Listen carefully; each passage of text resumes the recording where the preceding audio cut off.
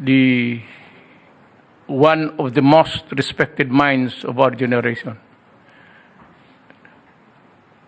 Senator Juan Ponce Enrile. Sir, it's your turn.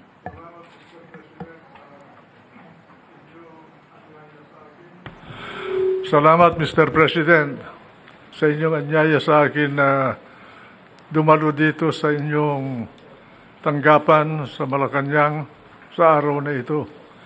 At ako'y nagpapasalamat sapagkat binigyan niyo ako ng pagkakataon at mapakinggan ninyo ang aking damdamin tungkol dito sa usapin natin sa West Philippine Sea.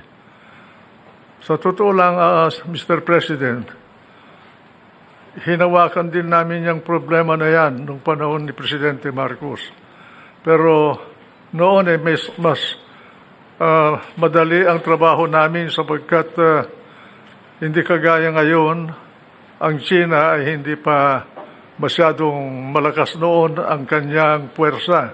Wala silang Navy, wala pa sila dyan sa West Philippine Sea, kaya madali ang aming trabaho noon. Ngayon, sa inyong panahon, medyo mahirap ang katayuan ninyo. At binabati ko kayo sa inyong approach dito sa ating usapin sa West Philippine Sea. Hindi natin kailangan ang mainit na ulo dyan sa bagay na yan sapagkat yan ay malaki ang kaugnayan niyang usapin na yan. Hindi lamang sa ekonomiya ng Pilipinas, kundi sa seguridad ng ating bansa, ng ating mga kababayan, at lalong-lalo na itong lupain natin na minana natin sa Espanya at sa Amerika. Kaya po, ako'y nagagalak sapagkat pinakinggan ninyo ako at pinangangako ko sa inyo na kung kailangan ninyo ang serbisyo ko, gratis et amore, para sa bayan, para sa inyo, para sa ganon ay makatulong sa inyo, Mr. President. Salamat po.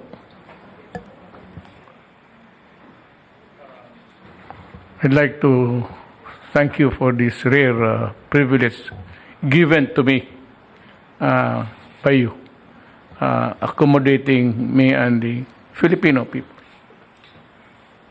You can proceed now, sir, with your narrative for tonight. Alam niyo itong South China Sea ay masalimuot na usapin dito sapagkat ang China ay kaya gumagalaw dyan sa lugar na yan sapagkat nauukol yung bagay na yan, yung lugar na yan sa kanyang katayuan bilang isang bansa dito sa ating planeta. Pag may mga ibang bansa na makahawak niyan, lugar na yan, palagay ko mahihirapan ng China sapagkat 80% ng kanilang enerhiya at pati na ang kanilang mga pagkain sa China ay dumadaan dyan. At yan ay importante sa kanilang seguridad. Ganon din ang Hapon. Lahat ng kanilang pangangailangan na enerhiya, 60% ng kanilang enerhiya dumadaan din dyan. Ganon din ang Taiwan at lalong-lalo na ang South Korea. Kaya dapat kailangan na friendly ang approach natin dyan, hindi hard, assertive, and aggressive approach. Sapagkat kung hindi tayo magkakaunawaan sa China, ay madadamay ang interest ng ating mga kababayan, ang ating ekonomiya, pati na rin ang ating seguridad dito sa usapin na ito. Mr. President, ako po bilang isang Pilipino at isang nanungkulan din, ako po ay anumang oras kung kailangan nyo ang aking tulong sa mga anuman na bagay sa ating bansa, gratis et amore, tawagin lang ninyo ako po. Sir, ang totoo niyan, ang bayan ang nangangailangan sa inyo hanggang ngayon. Ako, second lang ako doon sa linya, sir. At Salamat, salamat. Mr. President. Salamat. Yes, sir. Thank you. Thank you very much. You can now, proceed with the narrative. You continue what you said. You kanina gave when us. you're inside. And if you can kindly relate to the nation what you told me in a conference just before. Kailangan, Mr. President, kung maaari ninyong payagan na imungkahi ko ito, dapat ang bansa nating Pilipinas sa inyong liderato ay gawin na malakas ang ating kakayahan na manindigan ng sarili sapagkat dito sa mundo na ito ngayon hindi tayo maaaring umasa sa ating mga kaalyado kahit na sila na ang pinaka malakas na puwersa sa ating planeta sapagkat marami din silang mga problema sa kanilang buhay, sa kanilang bansa. Marami pa silang problema sa panglabas. Kaya dapat palakasin din natin ang ating ekonomiya, ang ating puwersa militar, at naintindihan siguro yan ng China sapagkat yan din ang ginagawa nila para sa ganun ay sila ay manatili na isang bansa na malaya. Kaya Mr. President, I congratulate you for your effort to see to it that the country will survive in these critical times. Hindi dapat gamitin ang mainit na kaisipan na kagaya ng mga kritiko natin. Dapat balance lang ang approach natin at mahinahon. Dad, what you said inside, you say again. Lahat ng sinabi mo kanina, sabihin mo. Ngayon. Sir, if you can kindly relate to us now what this is the problem of the West Philippine Sea. Alam na po ninyo, nung ako'y nasa Senado, Senate President ako noon,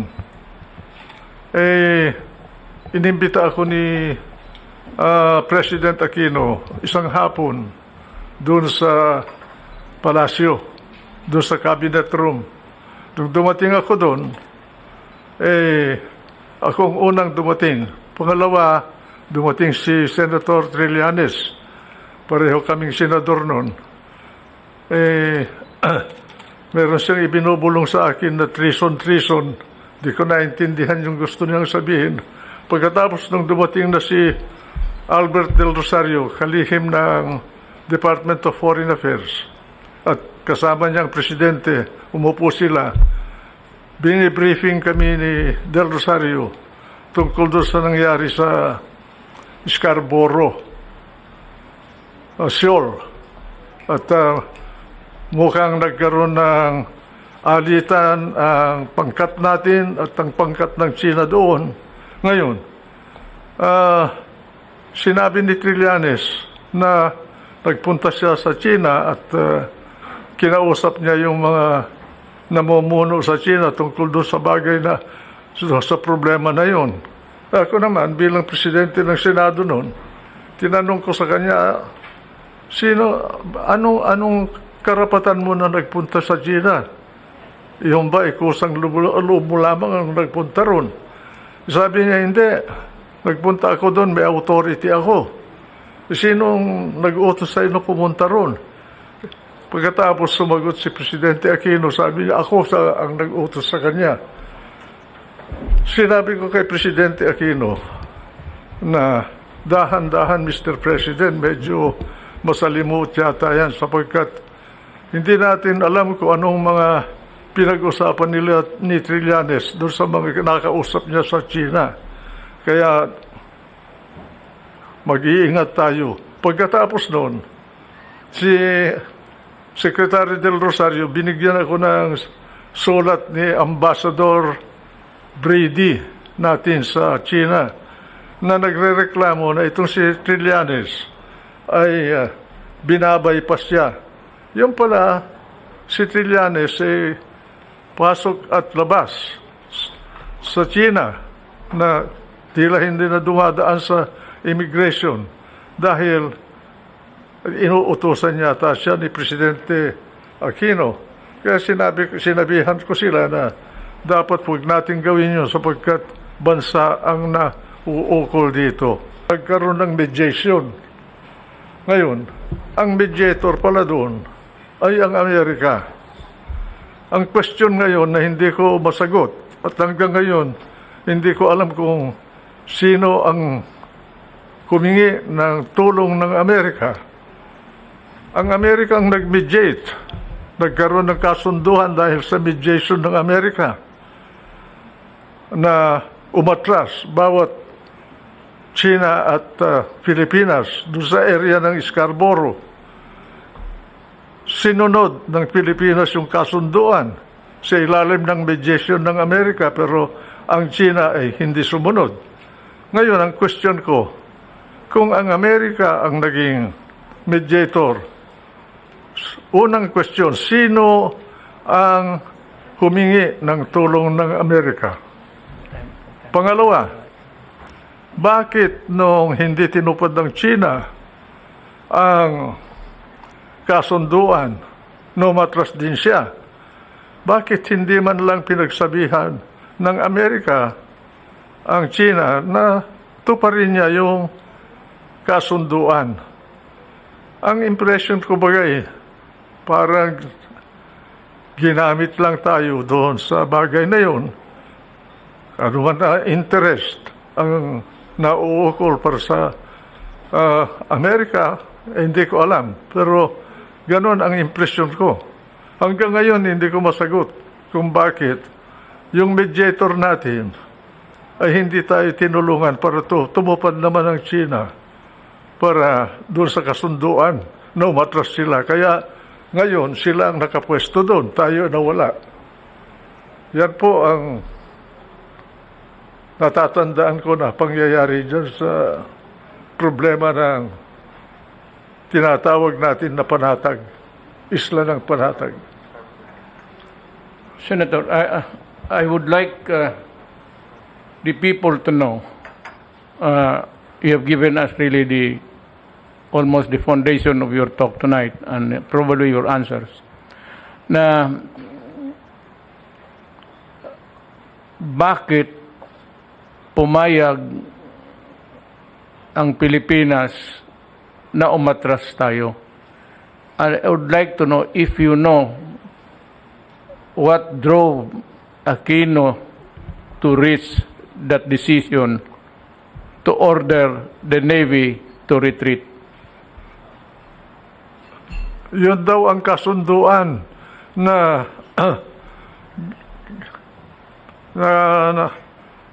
natamo ng dalawang panig sa ilalim ng mediation ng Amerika, Mr. President.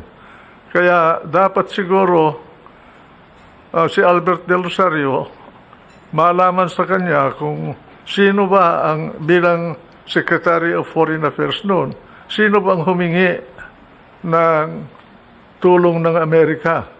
Si Ambassador Quisha ba? Na siya ang ambassador ng Pilipinas sa Washington noon o ang mismong palasyo, si Presidente Aquino, hindi natin alam eh. Ngayon, dahil doon sa pangyayaring yun nagkakuan tayo, na nalugi tayo. Dahil umatras tayo, ay China, hindi nila mapaalis doon sa lugar na yun. This is really the dilemma of the nation. For me, sir, the beginning of this problem was when we retreated. And since then, yung mga paperwork about the arbitral award has become meaningless. And the opposite camp of the political side ay nasabi that I should do my very best in asking the UN. Mr. President, sa aking paningin, hindi naman nasasayang yung decision ng arbitration dyan sa bagay na yan. Sapagkat nandyan na yun na palagay ko nakarehistro yung decision na yun sa record ng UN. Alam nila yun. Ang karapatan natin nanggaling din sa UN Convention of the Law of the Sea. At yun gawa ng United Nations. Kaya ano pang kailangan resolution ng UN para malunasan yung sigalot na yan para sa atin. Palagay ko kahit na may resolution ang UN, hindi naman maipapatupad ng UN yung resolution nila. Wala silang police force. Wala namang world government na kagaya ng istruktura natin sa ating bansa. Meron tayong hukuman, meron tayong police, kung merong kailangan na usapin tungkol sa hustisya, mapupunta ka sa hukom. Hindi ganyan sa level ng mga bansa. Sa level ng mga bansa, ang nananatili dyan kung ano ang kakayahan mo kontra sa kabila. Yun lang. It is what operates within the level of nations, Mr. President, is what they call the law of nature. The law of force and nothing more. That is international law. That is what I've been telling at least our countrymen. I was frank enough early in the early days, and I said that might makes it right. And we are not, unfortunately, on the side of might. So we cannot do anything because we cannot be in parity in force and in all. So we have to talk. Just talk and talk until such time, by the grace of God, if there is an opportune time for all of these things to correct itself, maybe. Ang ano ko, sir, kasi ako yung sinisisi nila na bakit ko raw I will not forcefully do everything to go to the United Nations to ask the body for help. One is that I am a realist, sir. And if this question is as big as the West Philippine Sea, this will eventually reach the Security Council. Mr. President, in the first place, you were elected by the Filipino people to be the leader of this country. Nobody else can frame the foreign policy of the country except the president of this country. That is true to us and true to other countries. Not even the Supreme Court can interfere with your foreign policy. That's the highest political act of a president. And I wonder why people keep talking without understanding this system. No one else can frame or formulate the foreign policy of the Philippines except President Rodrigo Roa Duterte. That's what Not Carpio, Albert Del Rosario, or Juan Ponce Enrile. There is only one person. That's the President of the Philippines. That's what I've been telling them, sir. What could be more genuine to a title, to a right, to a claim than the paper itself of the arbitration? Our claim springs from the UNCLOS, Mr. President. It was simply interpreted by the arbitral body in accordance with the dictum of UNCLOS. Of course, apart from UNCLOS, earlier we got involved in the West Philippine Sea because of the discovery of Tomas Cloma during the regime of President Carlos P. Garcia. And that discovery during the presidency of Carlos Garcia, nothing was done about it. And also during the time of Dadong Macapagal as President of the Philippines because they were busy about something else in the country. And during the time of President Marcos, Cloma ceded his rights over Freedom Land, that was the name given to that area by Cloma, to the Republic of the Philippines. That was the first source of our claim to the area. Then UNCLOS came, and it was expanded into a greater area because the UNCLOS gave us exclusive economic rights, what we call in civil law, usufructuary right over an area of a body of water, including its bottom and all the fish and wealth that you can discover there, exclusive economic right for our country. But that is on the assumption that we can protect it. And a president of the Philippines, as a person, without a strong navy and air force, cannot enforce that right, no matter what how much you want to enforce it. In the same way, UN can issue a resolution, but they cannot enforce it. Yes, sir. That's right. And I said I was quite a bit askance about their insistence to go back to the United Council, even if it will result into a maybe not a shooting war, but a critical issue of security for the world and for everybody. Eventually, it would reach the Security Council. The Security Council has 5 permanent members. 2 of them are allies, China and Russia. Each one has a veto power.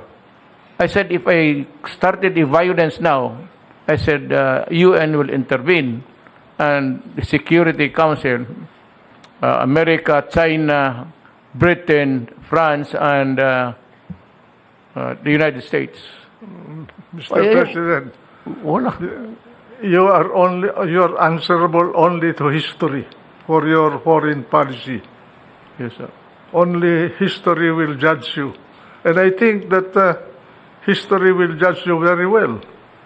If I were in your place, I would have done the same thing. What else can a president of this country do under our present national circumstance?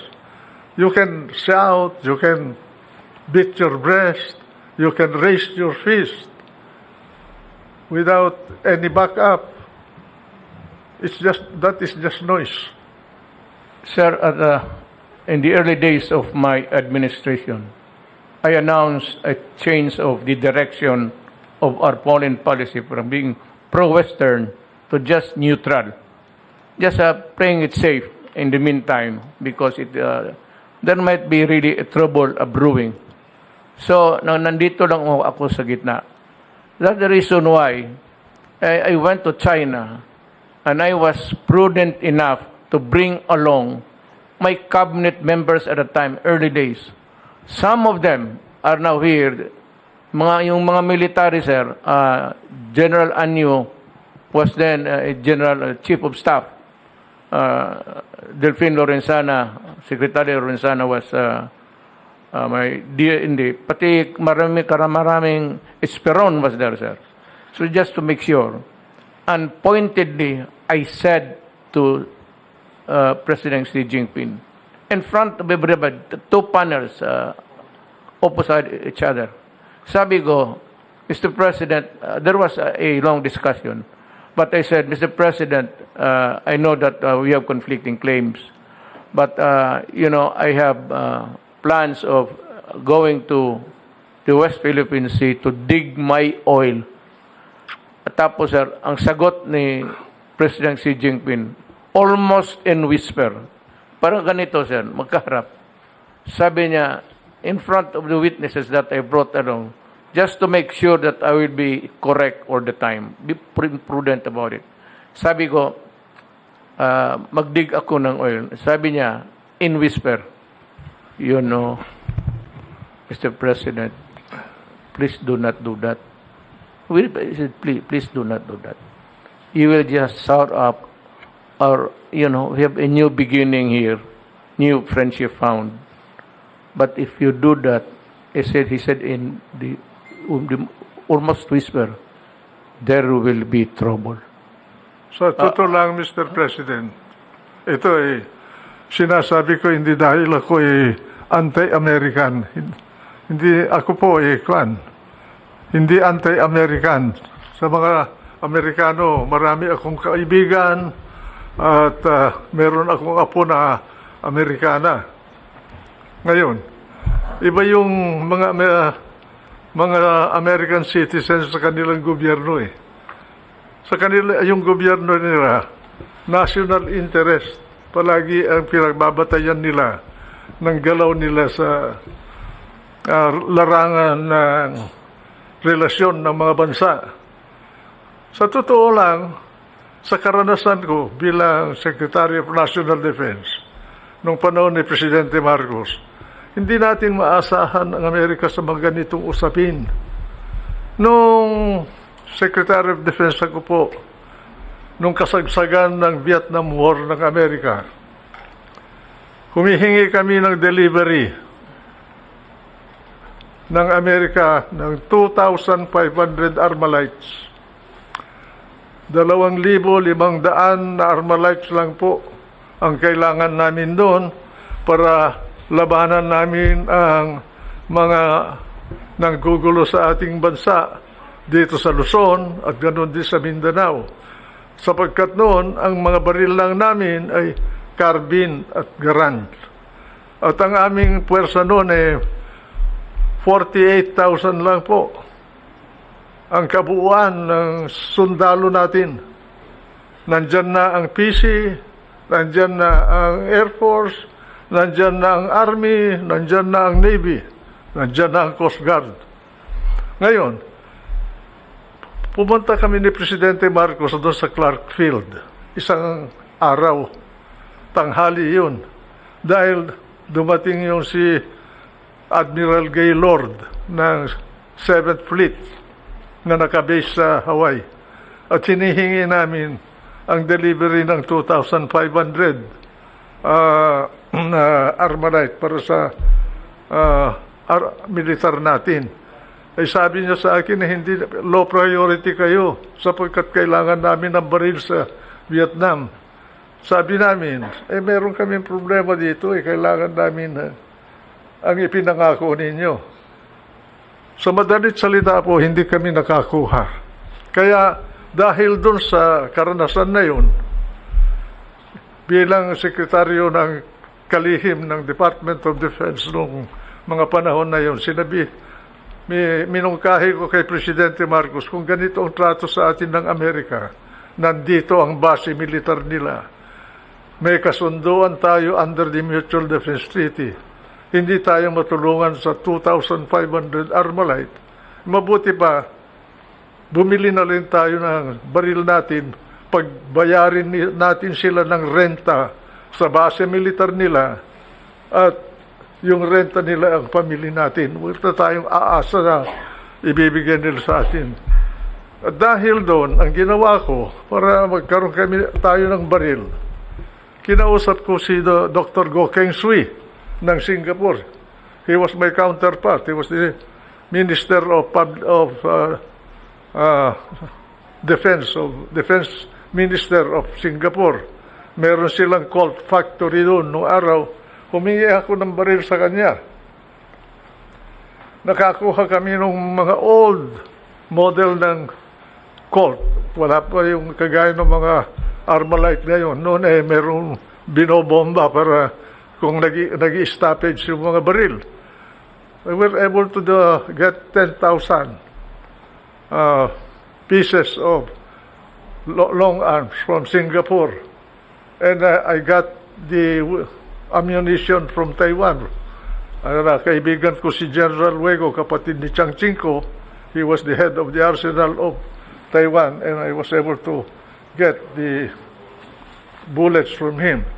Kaya ang kapalit naman noon na ibinigay namin sa Singapore na pabor, nag-istasyon sila ng isang squadron ng kanilang Air Force dito sa Clark natin at for training purposes. Kaya naagapan namin ang seguridad ng bansa dito sa Luzon at sa Mindanao noong mga panahon na yun. Kaya kung aasa tayo sa tulong ng Amerika, lalo na ngayon, magulo sila sa Amerika at marami silang problema. Nandiyan ang problema sa Gaza at Israel at Palestine ngayon. At ganoon din, umaalma ang Russia. Palagay ko, kahit napupunta tayo sa UN, mag-i-issue ng resolusyon ang UN, aasahan ng UN na magpapairal nun Amerika din o yung may mga kakayahan. At palagay ko, sa panahon na ito, walang bansa na pwedeng makaya ang China. Kaya tama yung posture ninyo na kausapin ang China dito sa bagay na ito. Huwag gagamitin ng emosyon at init ng ulo. Yes, sir. I would like to explain to the nation that sometimes I must admit that I am harsh with my words. That is my nature and I cannot change it at this time. Gusto nilang ipasa sa akin yung to attribute to me, against me, yung pagkakamali nila. Siguro kailangan malaman natin kung saan ba nanggaling yung koneksyon ni Trillanes sa Beijing. Paano siya nagkaroon ng koneksyon doon? Mismo ako. Naging guest ako ng Beijing. Wala akong koneksyon na kagaya ni Trillanes. Paano siya nagkaroon ng koneksyon na gano'n na pwede niyang lapitan ang mga pinuno ng China nung panahon na yun? Pati Presidente Aquino, palagay ko, wala siyang ganong koneksyon. Bakit si Trillanes ay nagkaroon ng koneksyon na gano'n? Yun ang isang misteryo na hanggang ngayon dapat malaman kung anong kasagutan. I do not demean or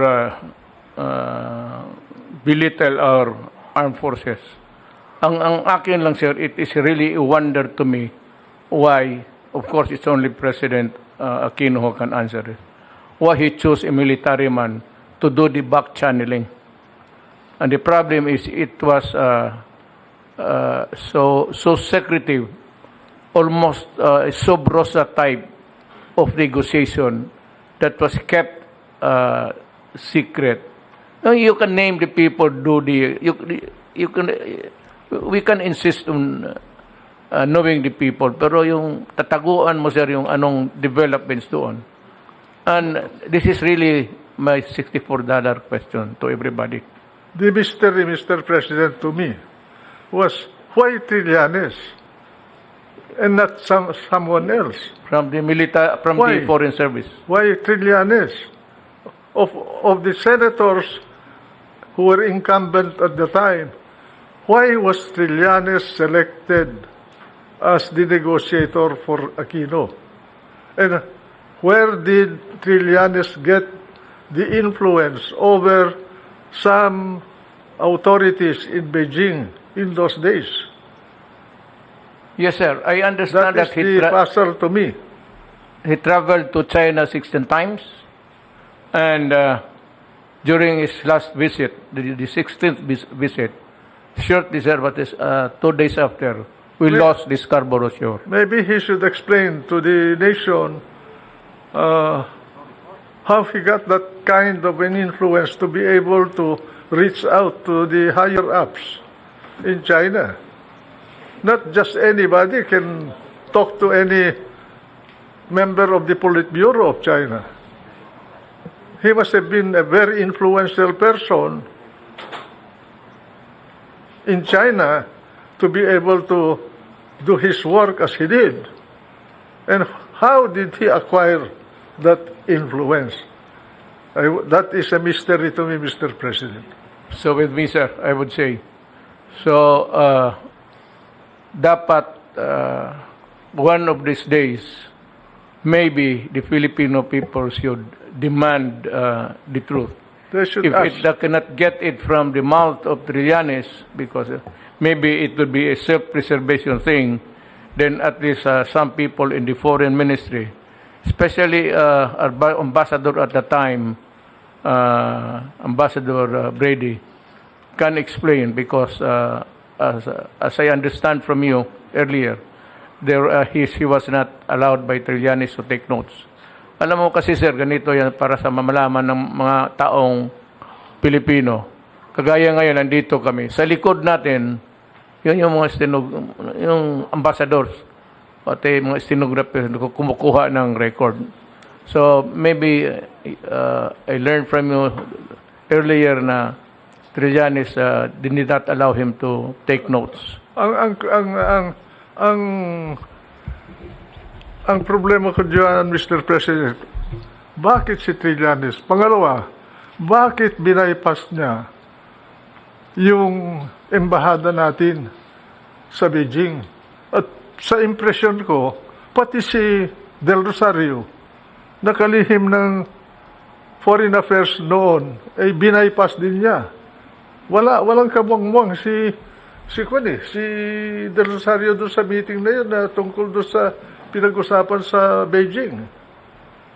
Ngayon, at nasan na yung sulat naman ni Brady, dahil binigyan ako ni Del Rosario ng kopya, marami kasi akong record, wala na akong panahon na tumingin doon sa aking lumkat doon sa aking mga records. Nasa kanya yun, copy lang yung binigay sa akin eh. Bakit wala sa Department of Foreign Affairs yung kasulatan na yun? Dapat nandun yun. On files. Official record yun eh. You're correct, sir. Yun nga ang problema natin. There is a monkey wrench in arriving at the truth. And that is really what happened in the negotiations. And why,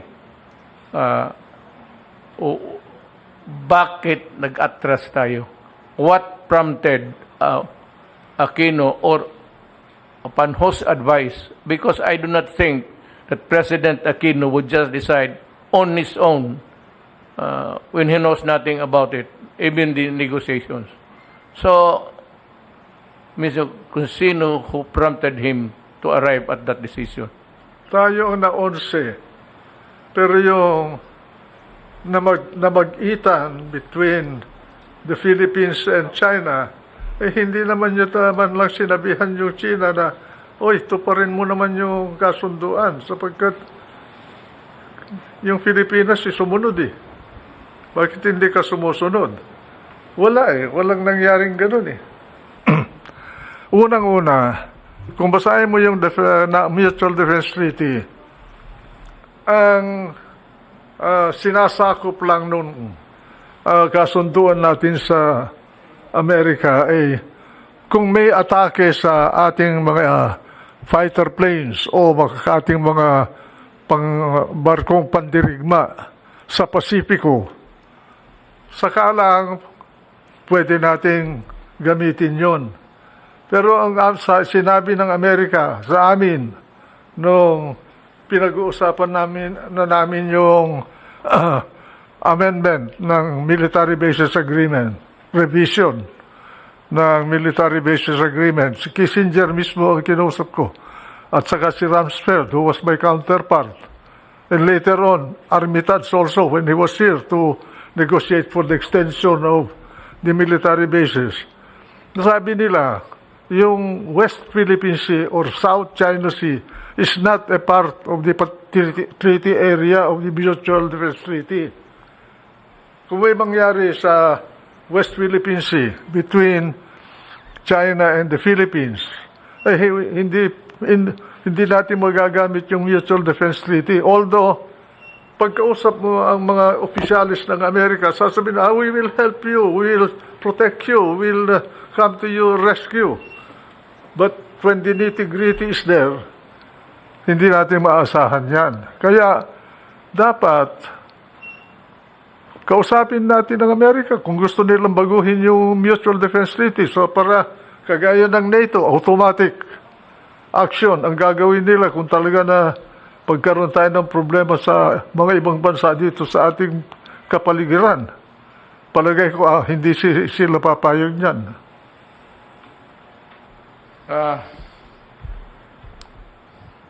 I don't know what I said.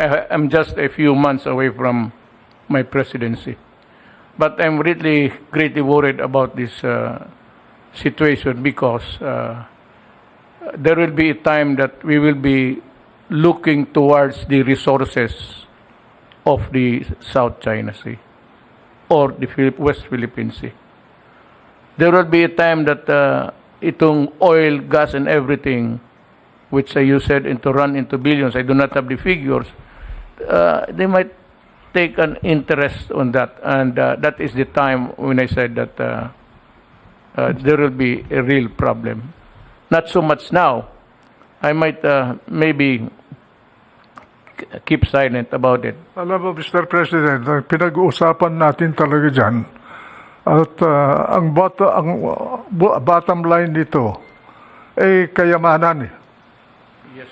Ang kayamanan na nandyan sa West Philippine Sea na yan, according to the best estimate, or rather, the proven reserves of oil and natural gas sa West Philippine Sea is 7 billion barrels of crude and 900 trillion cubic feet of natural gas. That's a very big quantity. That is already proven. It's there. Ang estimate ng China, kaya ganyan ang galaw ng China dyan, ay there is a potential of 130 billion barrels of oil in the West Philippine Sea. So with that amount or volume of wealth to be harvested, I doubt whether China will easily bow to anybody without asserting its rights over the area. Apart from the fact that to China, West Philippine Sea is a very strategic route. If that area is closed or controlled by America, Japan, or any other country, China in 2 months will wither away as a nation. They will have famine, riots, they will have no economy because 80% of their energy passes through the Strait of Malacca, through the West Philippine Sea or South China Sea to China. Or even Japan will suffer also if that is controlled by someone else. That's why China is very careful not to antagonize Japan because Japan has the capability. It's the number 2 naval power on this planet at the moment, second to America. And they have nuclear capability. Because the moment China controls the South China Sea, they can isolate South Korea and Taiwan and Japan. So it's a very delicate balancing effort in this area.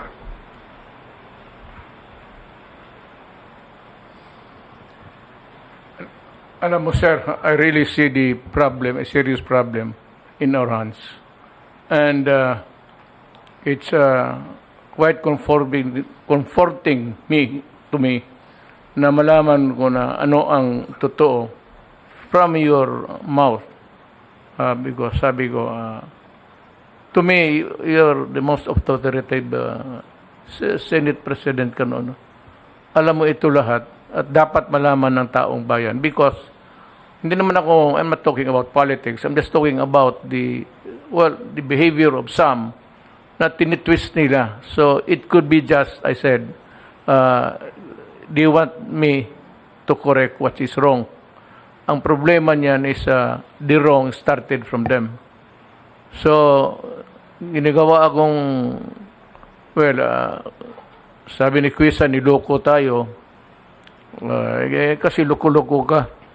Bakit nagpaloko kayo?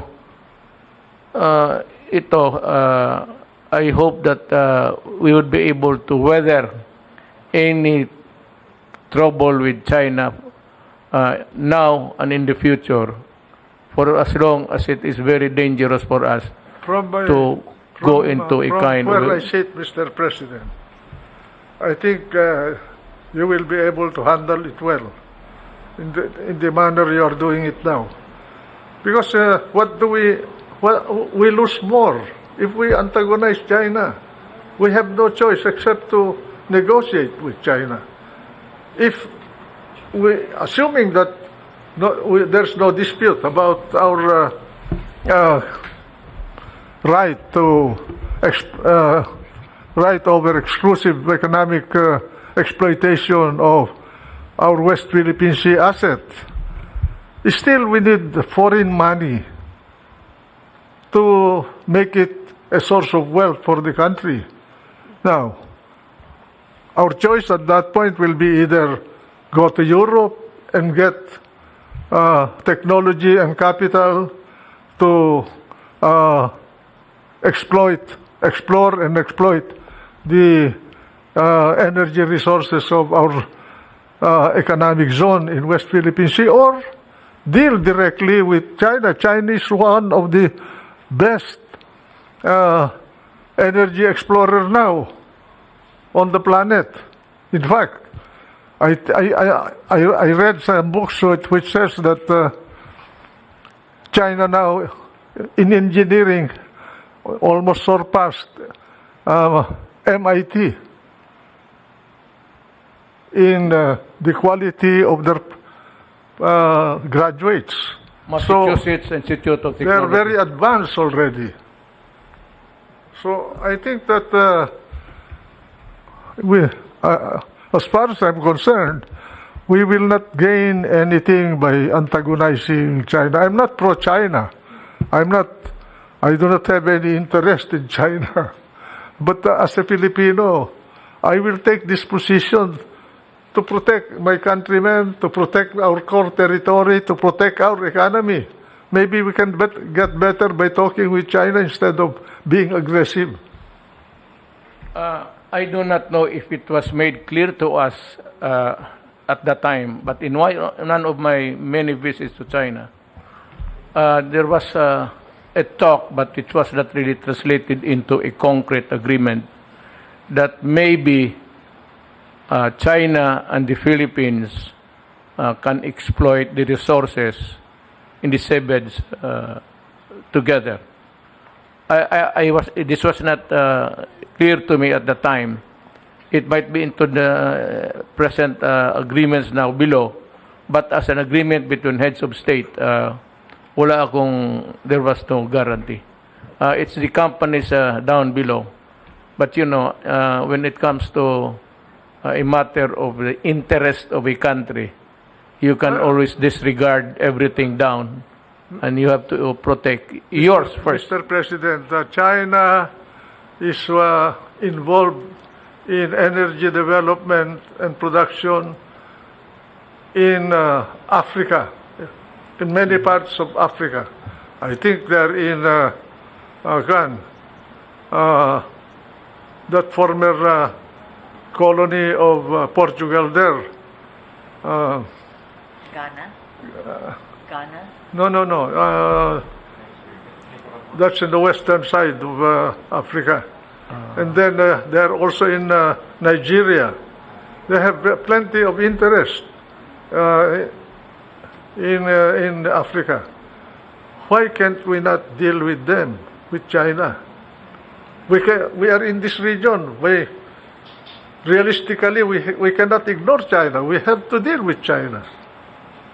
Instead of making China as a foe, or irritate China, why don't we befriend China without surrendering our rights? We befriend China because we are Orientals. We understand each other. Eh, yung malampayo lang, hindi natin alam kung totoo yung mga ginagawa na kasosyo natin dun eh. Eh, that's yun. Well, maybe I will just ignore my critics. That's the best thing, Mr. President. So to Pabayaan mo na lang sila derail na me magnanakaw. from my official duties, and I will just say that well, after talking to Senator Enrile, you guys have become irrelevant to me. After all, Mr. President, you are only responsible to the Filipino people. Correct, sir. Yes, sir. And you are not responsible to any specific person for your foreign policy. Yes, sir. Yours is to protect the interest of the nation and its people in the best way you can. Sir, you know, it's noteworthy to say that alam mo, they used to drive fishermen away from fisher folks along the coastal fringes of the Philippines. Nung nagtapos kami, sir, na nag-usap, yung mga visits ko sa China, they allowed fishing. So they were allowed to enter, except in some prohibited areas, especially the lagoon there, in the middle of the sea. Hinahayaan na lang muna hinahayaan nila tayo. They never did anything that was provocative or anything punitive against our fishermen. I don't know now, because maybe the line is becoming clear that we are more not really forceful, but a little bit stronger now in our dealings with them. But I would like to assure, I said to China, I assure you guys that nothing of a sort of a placing their arms against you. Even if we put our entire Navy ships there, we will not start a war because we cannot afford it. I was just being frank to everybody. And China understood us. And that is why there's no, I said when the pandemic started, I knew right away the problem. The problem is we do not have it. We do not manufacture it. So I called President Xi. Sabi ko sa kanya na Mr. President, we do not have the resources. We have not reached that sophisticated level of technology to do a mass manufacture of vaccines right away, and even to find one. Sabi ko, wag mo lang kaming kalimutan. And he said, yes, of course, we are friends. So he said, I'll send you. So the first vaccines that arrived in the Philippines were donated by China. And now these idiots in the other side, para bang sinasabi, lumunod, I kneel down before China because of I asked help from China. So I said, look. Sa totoo lang, Mr. President, kagaya nung sinabi ko na pag kung titingnan ninyo, ang China, ang kino-question lang niya sa atin, yung claim natin doon sa West Philippine Sea. They do not question yung core territory natin na binakuran na natin under the UNCLOS. Rine-recognize nila yan. Pati yung Denham Rise, hindi nila pinagkikialaman yun.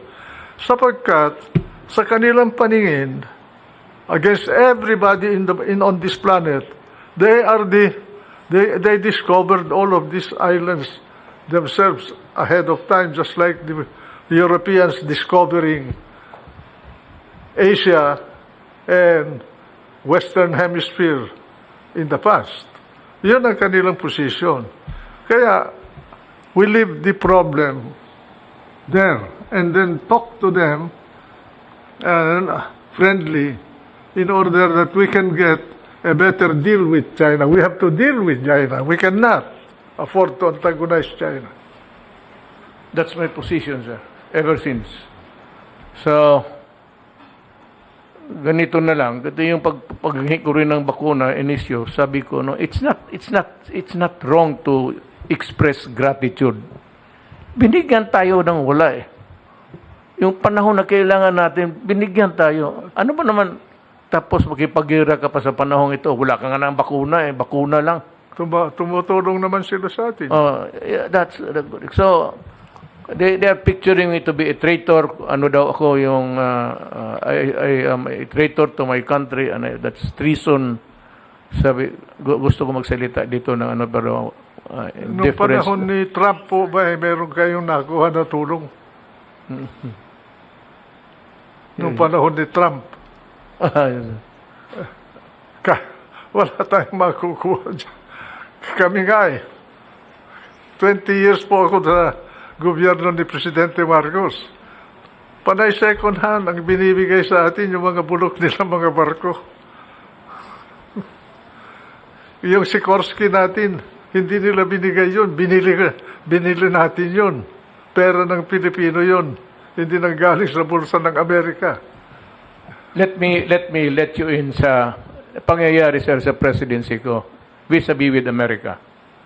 One is early on, we need something like so many Armalites, thousands, 23,000 I think for the PNP.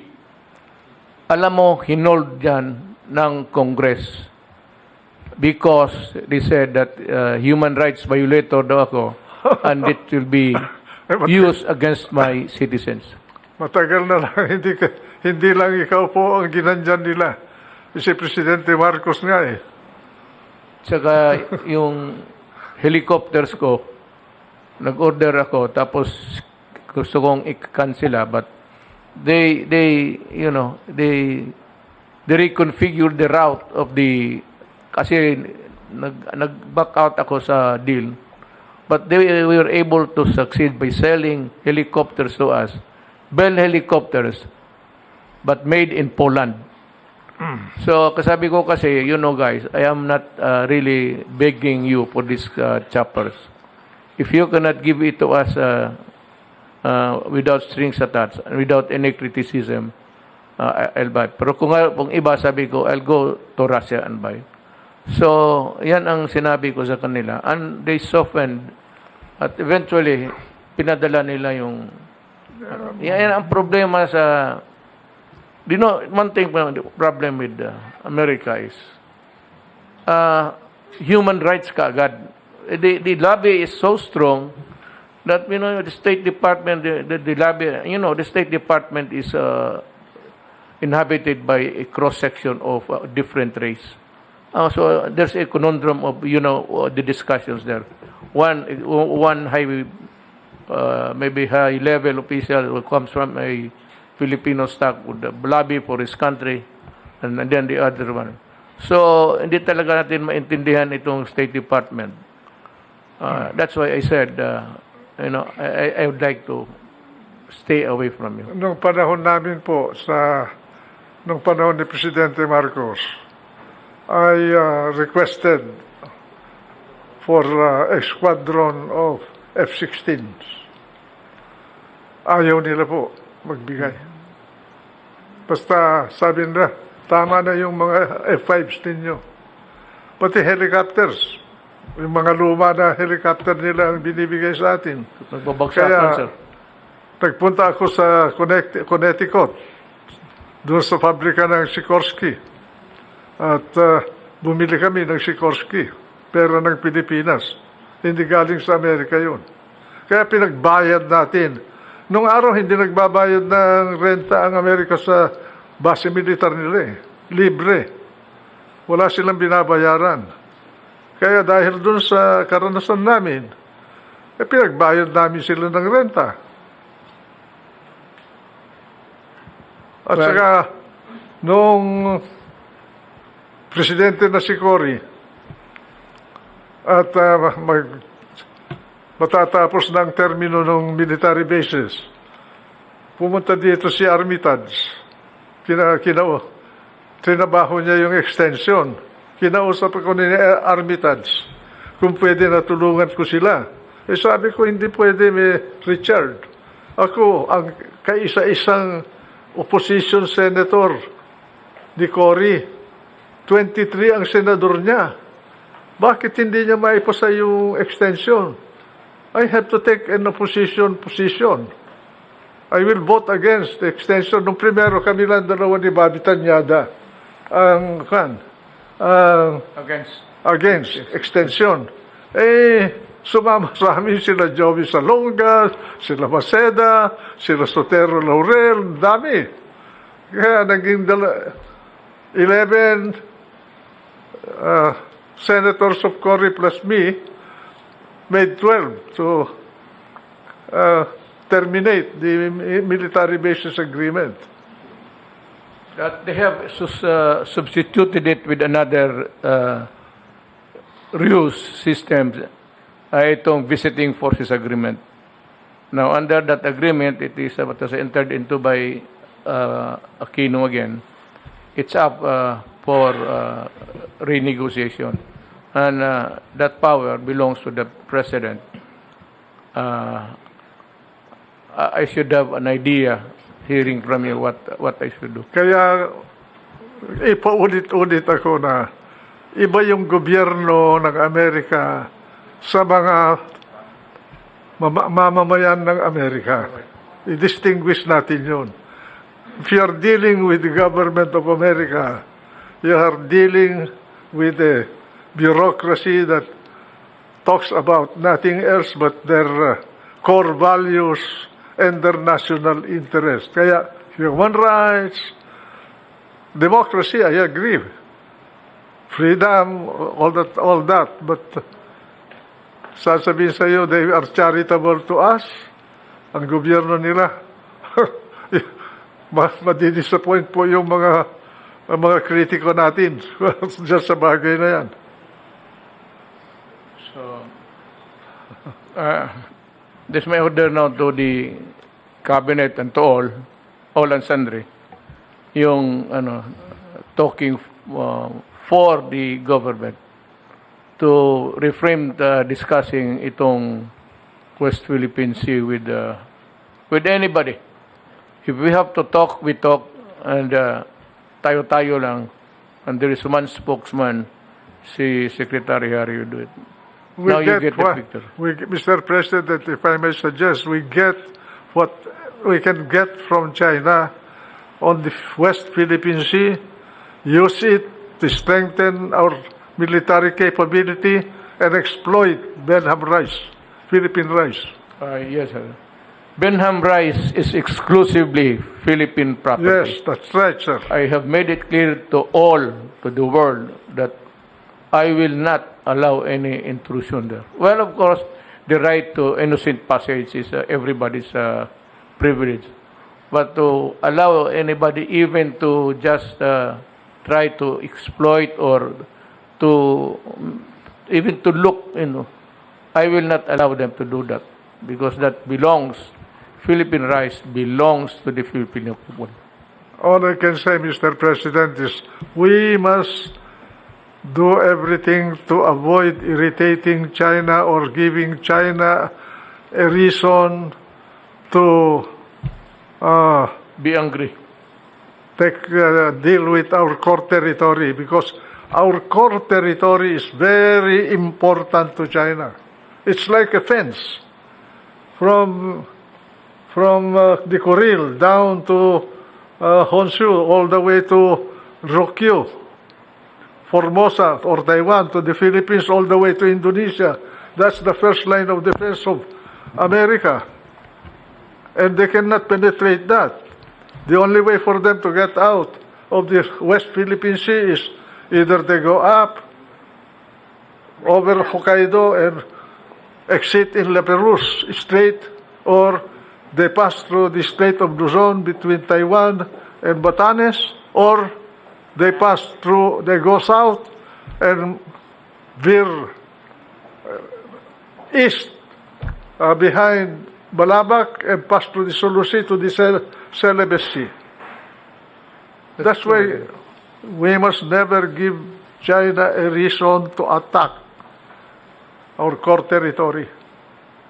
We That's have enjoyed the best that of, is the bottom line. we have the best of Nothing more, relations. nothing less.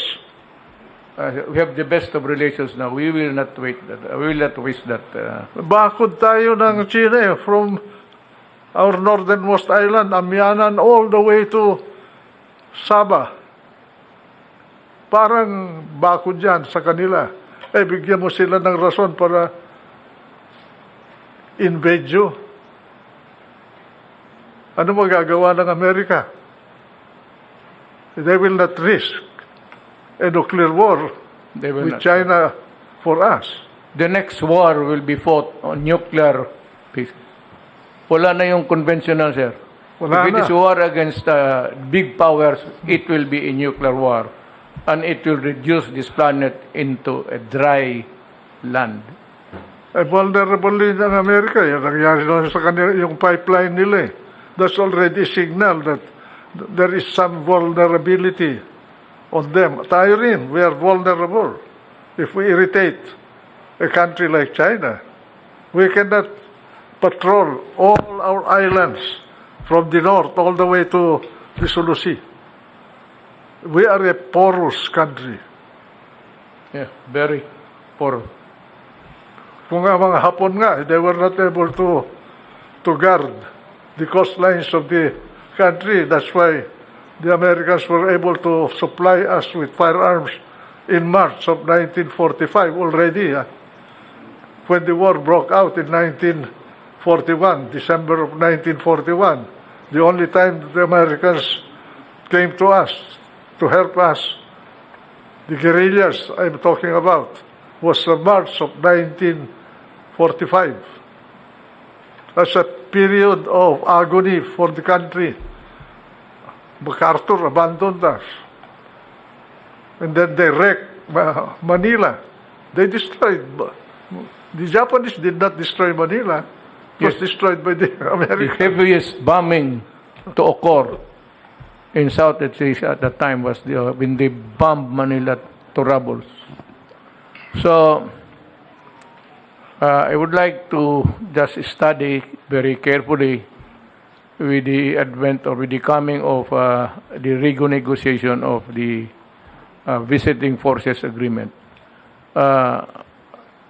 Something has got to give.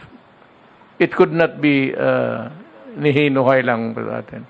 At least in my time. But I said I made it clear. But, well, I have not been to America for the longest time. The last visit was about 10 years ago, and President Trump invited me several times, but I said, for as long as you treat us like,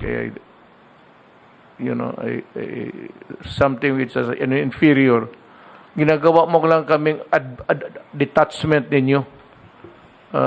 You are making the Philippines a sort of an early warning device detachment. Bago mag-abot ng Amerika. And I said, this cannot happen during my time. Mr. President, critics you'll always have. If I were you, I would not mind them. Just mind history, the Filipino people. Yes, sir. So, alam ng tao ngayon bakit ako hindi sumasagot. And this is the best advice that I got ngayong gabing ito. So, it's been a long talk. Sir, I would like to thank you again Anytime, for Mr. President, Ratis et Amore. nalaman ng Beck and call. Filipino. To me, you're the only one that matters. So, if you say that I do not waste my time with them, so I will not waste my time to them. And this will be the beginning tonight, rather. Hindi na ako mag beginning tonight, Huwag hindi mo na nang ako sagutin, Mr. President. They will enjoy that if they are being answered by a president. okay. I said, everything is clear to us. Mga kababayan ko, I do not talk fluent Tagalog, but everybody understands the Tagalog dialect. At least narinig na ninyo sa ating one of the best minds of our generations sa bunganga niya what is really the score between the salting of China and the Philippines and how we are navigating peacefully to avoid trouble with China. It is not to our advantage, as the senator has said, that we go out and quarrel with China. Ako wala rin akong nakita. So, the senator is one with me. I am happy that I said one of the best minds of ating generation has agreed with me. Maraming salamat po sa inyong lahat.